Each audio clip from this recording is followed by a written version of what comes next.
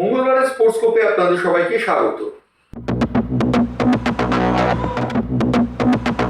IPL ফাইনালে countdown শুরু হয়ে গেছে।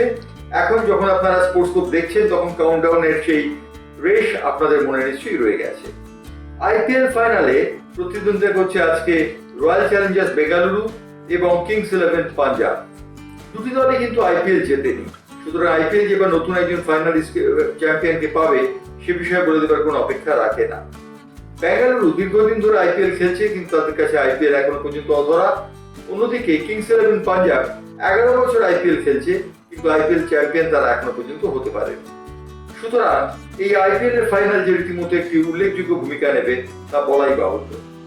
আইপিএল এর ফাইনালে শ্রেয়াস আয়ার এবং রজত পাতিদার দলের সম্ভাব্য ক্যাপ্টেন হলেও দেখা যাচ্ছে যে মূল লড়াইটি হচ্ছে কিন্তু শ্রেয়াস আয়ার বনাম বিরাট কোহলি।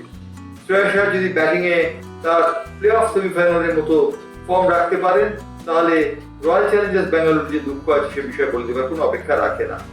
রজত পাতিদার অধিনায়ক হলেও রয়্যাল চ্যালেঞ্জার্স বেঙ্গালুরুর সমস্ত কিছু নির্ভর করছে বিরাট কোহলির সাফল্যের ওপর। বলা হচ্ছে বিরাট কোহলির সাফল্যের ওপরে অনেক কিছু নির্ভর করছে। বিরাট কোহলি যদি চ্যাম্পিয়ন হতে পারেন এই আইপিএল এ তাহলে তিনি টেস্ট ম্যাচে প্রত্যাবর্তন করতে পারেন এমন একটি সম্ভাবনার কথা বলা হচ্ছে।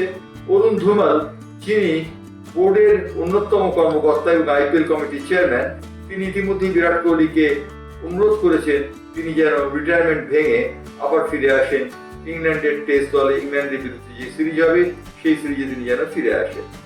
সুতরাং এই আইপিএল নানান দিক থেকে উল্লেখযোগ্য। এই আইপিএল এ যদি না বৃষ্টি হয় তাহলে গুজরাটের নরেন্দ্র মোদী স্টেডিয়াম রীতিমতো উদ্ভাসিত হবে আইপিএল ফাইনালকে কেন্দ্র করে। যদি বৃষ্টি হয় তাহলে খেলা বিলম্বিত হতে পারে। প্লে অফ সেমিফাইনালে যেরকম হয়েছিল কিংস ইলেভেন পাঞ্জাব বনাম মুম্বাই ইন্ডিয়ান্সের খেলাটি, রাত প্রায় 2:30 অব্দি গড়িয়েছিল খেলা। আজকেও কিন্তু ফাইনালের জন্য একটি রেজাল্ট ডে সংরক্ষিত থাকলেও শেষ পর্যন্ত ফাইনাল আজকেই হবে তা বলে দেবার অপেক্ষা রাখে না।